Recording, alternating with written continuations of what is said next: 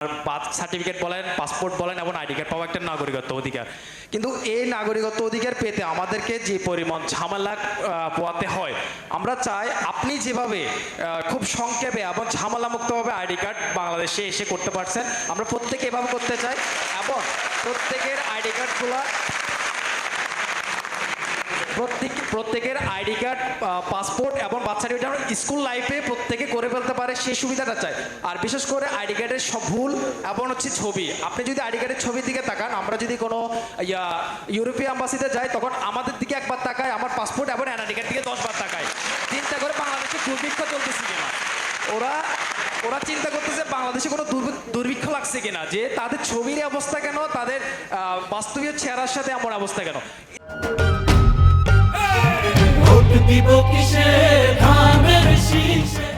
আমি Mahmudul Hasan, BBA second year, GM chartered university. প্রিয় ভাই, আপনাকে আমাদের চট্টগ্রাম থেকে অভিনন্দন জানাচ্ছি, আপনি আমাদের চট্টগ্রাম আসছেন। আমার যে কোশ্চেনটা সেটা হচ্ছে কি, আপনি দেখলাম ছাত্রছাত্রীদেরকে নিয়ে বা শিক্ষা ব্যবস্থাকে নিয়ে খুব বেশি গুরুত্ব দিচ্ছেন। তো আমার যে দুঃখের বিষয়টা সেটা হচ্ছে কি, প্রতিটা নাগরিকের তো আপনার বার্থ সার্টিফিকেট বলেন, পাসপোর্ট বলেন এবং আইডি কার্ড পাওয়া একটা নাগরিকত্ব অধিকার। কিন্তু এই নাগরিকত্ব অধিকার পেতে আমাদেরকে যে পরিমাণ ঝামেলা পোয়াতে হয়, আমরা চাই আপনি যেভাবে খুব সংক্ষেপে এবং ঝামেলামুক্তভাবে আইডি কার্ড বাংলাদেশে এসে করতে পারছেন, আমরা প্রত্যেকে এভাবে করতে চাই এবং প্রত্যেকের আইডি কার্ডগুলো প্রত্যেকের আইডি কার্ড, পাসপোর্ট এবং বার্থ সার্টিফিকেট যেন স্কুল লাইফে প্রত্যেকে করে ফেলতে পারে সেই সুবিধাটা চাই। আর বিশেষ করে আইডি কার্ডের সব ভুল এবং ছবি, আপনি যদি আইডি কার্ডের ছবির দিকে তাকান, আমরা যদি কোনো ইউরোপীয় অ্যাম্বাসিতে যাই তখন আমাদের দিকে একবার তাকায়, আমার পাসপোর্ট এবং এনআইডি কার্ড দিকে 10 বার তাকায়। চিন্তা করে বাংলাদেশে দুর্ভিক্ষ চলতেছে কিনা, ওরা চিন্তা করতেছে বাংলাদেশে কোনো দুর্ভিক্ষ লাগছে কিনা, যে তাদের ছবির অবস্থা কেন, তাদের বাস্তবীয় চেহারার সাথে এমন অবস্থা কেন।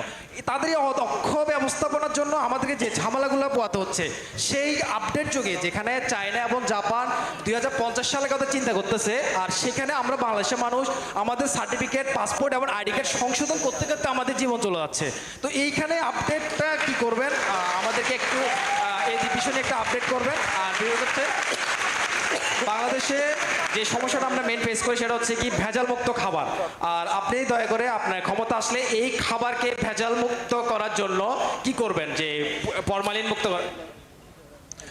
আচ্ছা, হঠাৎ আইডি কার্ড থেকে একদম ভেজাল, একদম ভেরি কন্ট্রাস্ট কোয়েশ্চেন।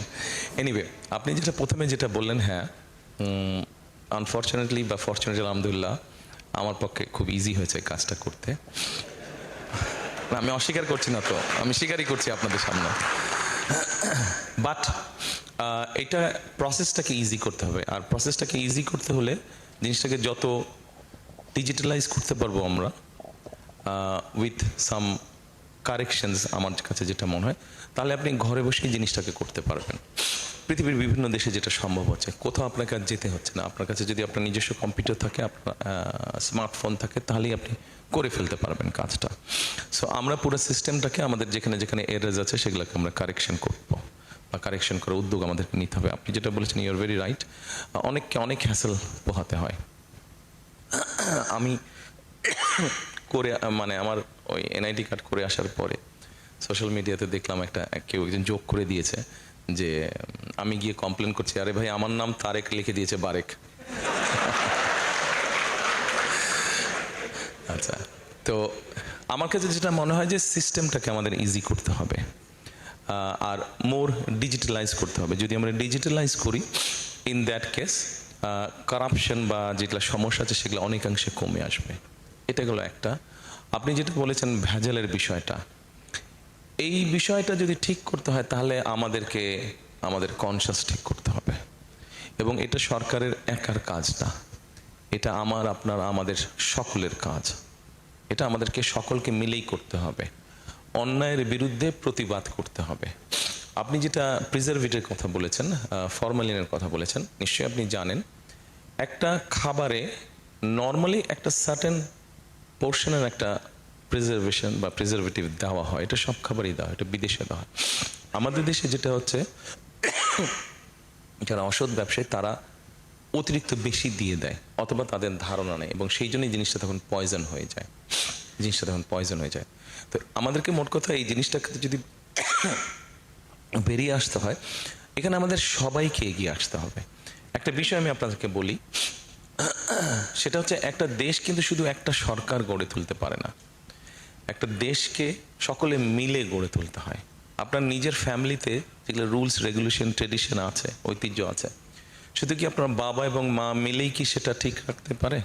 না, আপনাদের প্রত্যেকের, আপনার যত ভাই বোন আছেন, আত্মীয় স্বজন আছেন, আপনাদের প্রত্যেকের পার্টিসিপেশনই কিন্তু আপনার ফ্যামিলির ট্রেডিশন বা ঐতিহ্য বা যা রুলস রেগুলেশন আছে সেগুলো আপনারা ঠিক রাখেন। কাজে আমাদের সকলকে মিলে করতে হবে। আমাদের বিভিন্ন বিষয়ে ডিফারেন্স অফ ওপিনিয়ন থাকতে পারে, আমরা আলোচনা করব, কিন্তু ভেজাল, এটাতে তো কোনো ডিফারেন্স ওপিনিয়ন নাই। আমরা সবাই নির্ভেজাল খাদ্য খেতে চাই, এরপরে তো কারো কোনো মতামত, এখানে রাজনৈতিক কোনো ডিবেট নেই, এটা একটা নর্মাল ব্যাপার, প্রত্যেক মানুষের চাহিদা। কাজে এরকম যেগুলো বিষয় আছে এখানে সকলকে এগিয়ে আসতে হবে।